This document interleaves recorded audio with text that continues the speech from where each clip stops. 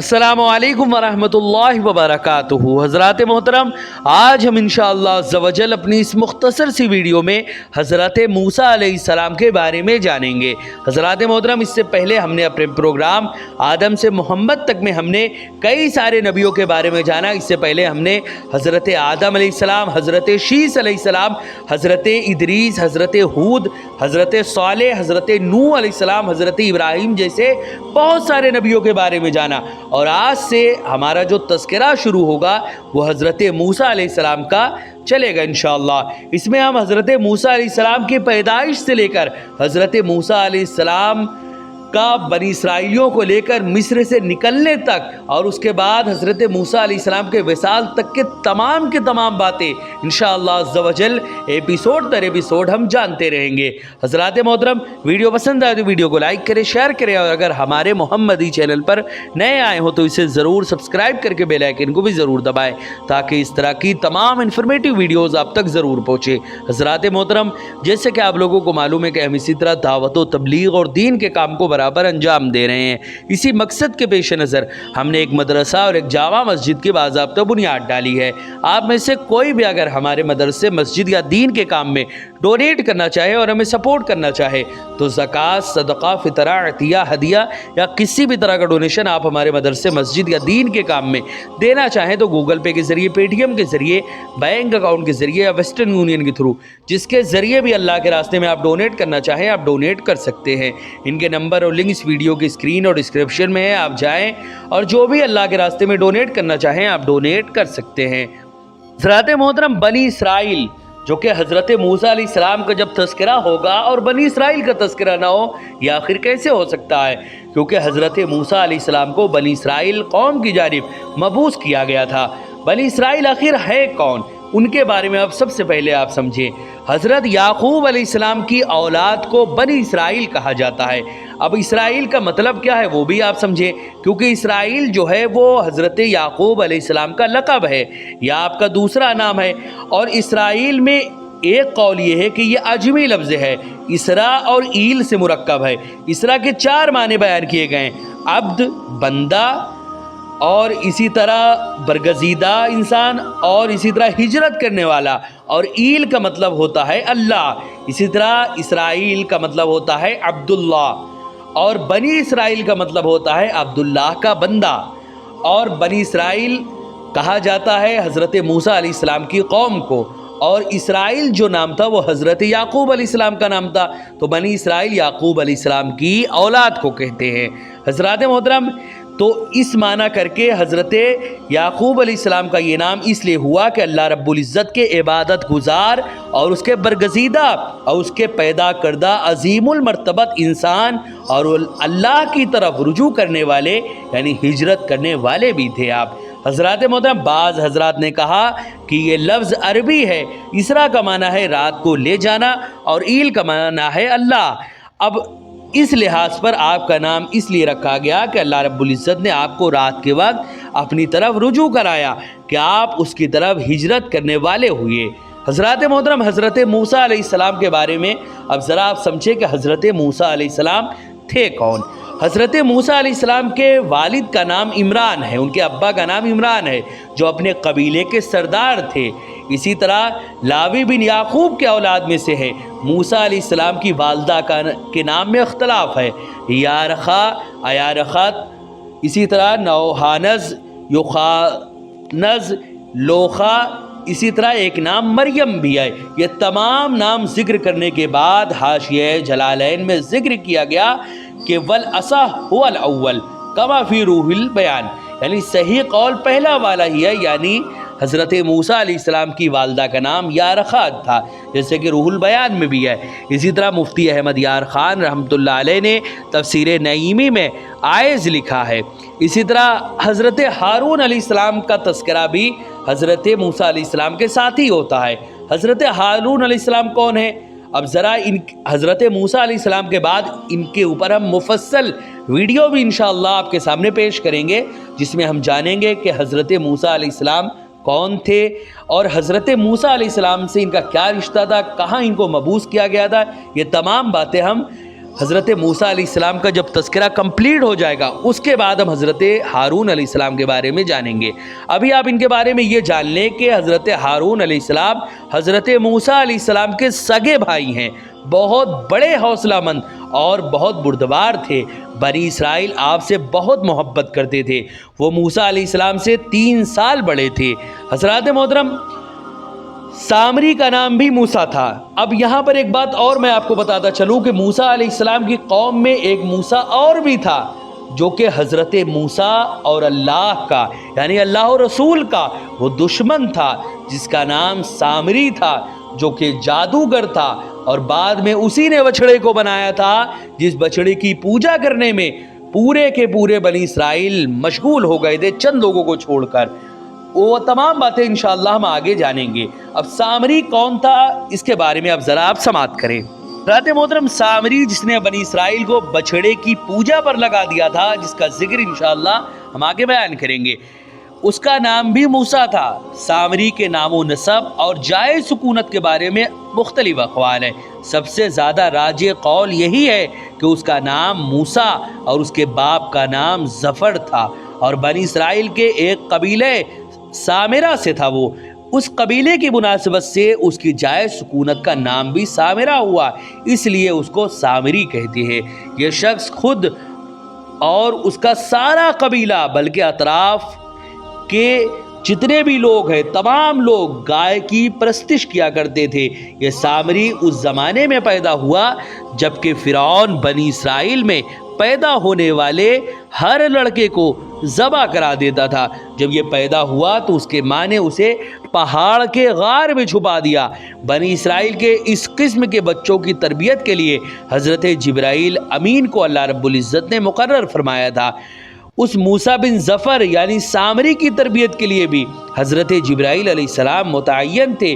وہ اس کے غار میں تشریف لاتے اور اس کا اپنا ہاتھ اس کے منہ میں دے دیتے، جس سے وہ دودھ اور شہد چوستا رہتا تھا۔ حضرات محترم، بعض علماء نے لکھا کہ جبرائیل امی علیہ السلام خود اپنی انگلیاں اس کے منہ میں دے دیتے تھے، جس سے وہ دودھ اور شہد چوستا تھا۔ اسی طرح صاحب روح المعانی نے اس ضمن میں 2 اشعار بھی نقل کیے کہ جب آدمی اصل خلقت میں سعادت سے محروم ہو تو اس کی تربیت کرنے والوں کے دماغ حیرت زدہ اور اس سے بہتری کی امید رکھنے والے خائب و خاسر ہو کر رہ جاتے ہیں۔ وہ موسیٰ جس کی پرورش جبریل امی نے کی کافر ہو گیا وہ، اور وہ موسیٰ جس کی پرورش فرعون نے کی اللہ کا عظیم عظیم عظیم رسول بن کر وہ آیا۔ یہ ہوتا ہے اللہ رب العزت کی قدرت۔ ایک وہ موسیٰ جس کی پرورش حضرت جبرائیل کر رہے، وہ خود اللہ رب العزت کا کافر بن گیا وہ موسیٰ، اور ایک وہ موسیٰ جس کی پرورش فرعون نے کی اللہ رب العزت کا وہ رسول اور فرستادہ اور بھیجا ہوا بنایا گیا۔ حضرات محترم، سامری حضرت موسیٰ علیہ السلام پر بظاہر ایمان لایا مگر پکا وہ منافق تھا۔ حضرات محترم، اب فرعون کون تھا؟ یہ لفظ آپ بہت سارے مقام پہ سنے ہوں گے، لیکن یہ فرعون ہے کیا؟ یہ لفظ فرعون کیا ہے اور فرعون کن لوگوں کو کہا جاتا ہے؟ حضرات محترم، مصر میں ہونے والے بادشاہوں کا جو لقب ہوتا تھا انہیں فرعون کہا جاتا تھا۔ ایسا نہیں کہ یہ موسیٰ علیہ السلام کے زمانے میں ہی ہوا ہے خالی، اس سے پہلے بھی بہت سارے فرعون ہوئے، اس کے بعد بھی کئی سارے فرعون ہوئے۔ اس زمانے میں یعنی حضرت موسیٰ علیہ السلام کے زمانے میں جو فرعون تھا، اس سے پہلے بھی فرعون یعنی حضرت ابراہیم کے دور میں بھی ایک فرعون تھا، کیونکہ مصر میں جو بھی بادشاہ بنتا تھا اس کا لقب فرعون پڑتا تھا۔ مصر کے بادشاہوں کا لقب فرعون ہوا کرتا تھا، جس طرح روم کے بادشاہوں کا قیصر، فارس کے بادشاہوں کا کسریٰ، یمن کے بادشاہوں کا تبا، اسی طرح ترک بادشاہوں کا خاقان اور حبشہ کے بادشاہوں کا لقب نجاشی ہوا کرتا تھا۔ اسی طرح مصر کے جتنے بھی بادشاہ گزرے ہیں، کوئی بھی موسیٰ علیہ السلام کے زمانے کی فرعون سے زیادہ بدخلق، سخت دل اور ظالم نہیں تھا۔ موسیٰ علیہ السلام کے زمانے میں پائے جانے والا فرعون کا نام جو تھا وہ ولید تھا۔ اس کا پورا نام ولید ابن مصعب یا مصعب بن ریان تھا۔ بعض نے اس کا نام قابوس بھی تحریر کیا۔ قبیلہ قبطیہ سے تھا وہ حضرت یوسف علیہ السلام کے زمانے میں پائے جانے والے فرعونوں کے درمیان 400 سال سے زائد عرصہ تھا. یعنی حضرت موسیٰ علیہ السلام حضرت یوسف علیہ السلام کے زمانے میں پائے جانے والے فرعونوں کے درمیان 400 سال سے زائد کا عرصہ تھا. یعنی چونکہ حضرت یوسف علیہ السلام کہاں کے بادشاہ تھے؟ مصر کے تھے. تو ان کے زمانے میں جب وہ مصر پہنچے تھے یوسف علیہ السلام، اس زمانے کا جو بادشاہ تھا اس کا بھی لقب جو ہے وہ فرعون ہی تھا. تو اس زمانے کے جو فرعون تھا اور حضرت موسیٰ علیہ السلام کے زمانے کا جو فرعون تھا، ان کے درمیان تقریباً 400 سال سے زیادہ کا فاصلہ تھا، زیادہ کا عرصہ تھا، 400 سال سے زیادہ کا. اسی طرح حضرت موسیٰ علیہ السلام کی پیدائش سے پہلے کے جو حالات تھے، اب ذرا اسے آپ سماعت کریں. حضرات محترم، بنی اسرائیل کی حالات موسیٰ علیہ السلام کے پیدائش سے پہلے یہ تھی کہ یہ لوگ فرعونیوں کے خادم تھے. فرعونیوں نے ان کو مختلف قسم کے کاموں پر مقرر کیا ہوا تھا. کچھ لوگوں کو تعمیر کے کاموں پر لگایا ہوا تھا اور کچھ لوگوں سے ہل چلانے کا کام لیا جاتا اور کچھ لوگوں سے کھیتی باڑی کے مختلف کام لیے جاتے تھے. فصل کی کاشت اور کٹائی وغیرہ کے کاموں پر کچھ لوگ مقرر تھے. اسی طرح گندے کاموں پر بھی انہی ہی لگایا جاتا تھا. بیت الخلاء کی صفائی انہی لوگوں کی ذمہ تھی. کیچڑ صفائی وغیرہ کے کاموں پر انہی کو مقرر کیا جاتا. پتھر تراشنا اور پتھروں کو اٹھا اٹھا کر لانا انہی کے ذمہ تھا. جو لوگ یہ کام نہیں کر سکتے تھے ان پر جزیہ مقرر کر دیا جاتا تھا، اور جو شخص سورج کے غروب ہونے سے پہلے جزیہ نہ ادا کرتا اس کے ہاتھ اس کی گردن سے باندھ دیے جاتے اور 1 مہینہ تک اس کے ہاتھ اسی طرح بندھے رہتے. اور بنی اسرائیل کی عورتوں سے اس طرح کام لیے جاتے جیسے لونڈیوں سے کام لیے جاتے ہیں، یعنی گھریلو تمام کام ان کے سپرد ہوتے. اسی طرح سود کاٹنا اور سلائی بنائی وغیرہ کا کام ان عورتوں سے ہی لیے جاتے تھے.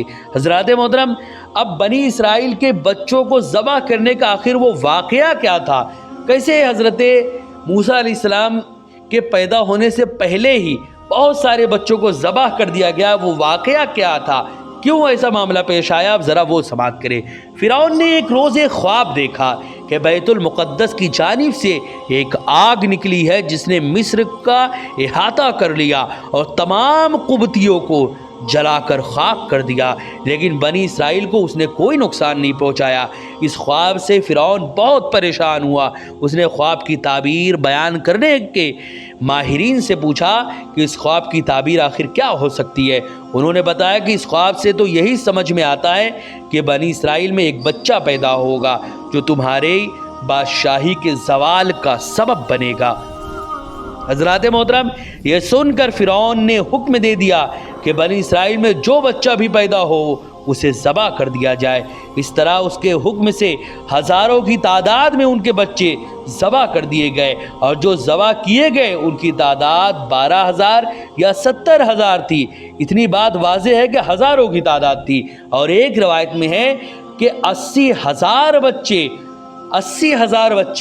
ہر سال ذبح کیے جاتے تھے، صرف اس لیے کہ کہیں فرعون کی بادشاہت کو وہ بچہ ختم نہ کر دے.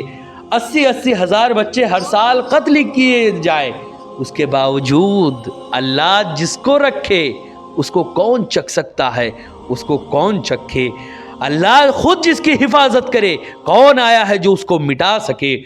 حضرات محترم، اللہ رب العزت نے حفاظت کا ایسا نمونہ پیش کیا کہ ہزار لاکھوں بچوں کو جس کو مارنے کے لیے فرعون نے حضرت موسیٰ کو مارنے کے لیے ہزاروں لاکھوں بچوں کو مروا ڈالا، اسی موسیٰ کی پرورش اللہ رب العزت نے فرعون کے گود میں کرا کر اپنی قدرت کا واضح لفظوں میں یہ بتا دیا کہ اللہ رب العزت جس کی حفاظت کرنے پر آ جائے، دنیا کی ساری طاقت مل کر بھی اگر اس کو مٹانا چاہے تو اس کا بال بھی بیکا نہیں کر سکتی، کیونکہ اس کی حفاظت خود اللہ رب العزت کر رہا ہے. حضرات محترم، اللہ رب العزت نے یہ واضح کر دیا کہ اللہ رب العزت ہی حفاظت حضرت موسیٰ علیہ السلام کی فرما رہا ہے. رب تعالیٰ نے بنی اسرائیل کو یہی حالات یاد کرانے کے لیے، یعنی سب سے پہلے تو رب تعالیٰ نے بنی اسرائیل کو یہی حالات کو یاد کرانے کے لیے، یعنی حضور صلی اللہ علیہ وسلم کے زمانے کے بنی اسرائیل کو یاد کرانے کے لیے کہا کہ تمہارے آبا و اجداد پر ہمارے بڑے انعام تھے، وہ بھی شکر کرنے کی بجائے رب تعالیٰ کے احکام کا انکار ہی کرتے رہے اور خائب و خاسر ہوئے۔ تمہیں چاہیے کہ تم نصیحت حاصل کرو، ورنہ تمہارا بھی وہی حشر ہوگا جو ان کا ہوا تھا۔ حضرات محترم، اس کے بعد آخر بنی اسرائیل کے بچوں کو ذبح کرنے کا یہ سلسلہ کیسے تھما؟ کیا سب بچے ذبح ہی کر دیے گئے یا کچھ بچے بچے بھی؟ آخر کتنے بچوں کو مارنے کے بعد فرعون نے یہ مارنے کا حکم روکا یا پھر ہمیشہ اس نے بچوں کو مارتا ہی رہا؟ پھر موسیٰ علیہ السلام کیسے بچے؟ پیدا تو ہوئے وہ، لیکن بچے کیسے؟ یہ تمام باتیں انشاءاللہ ہم نیکسٹ ایپیسوڈ میں جانیں گے۔ ویڈیو پسند آئے تو ویڈیو کو لائک کریں، شیئر کریں، اور اگر ہمارے محمدی چینل پر نئے آئے ہوں تو اسے ضرور سبسکرائب کر کے بیل آئیکن کو بھی ضرور دبائیں تاکہ اس طرح کی تمام انفارمیٹیو ویڈیوز آپ تک ضرور پہنچے۔ آپ سے گزارش ہے کہ ہمارے چینل پر جتنی بھی ویڈیوز ہیں آپ اسے زیادہ سے زیادہ لوگوں تک شیئر کریں۔ السلام علیکم ورحمۃ اللہ وبرکاتہ۔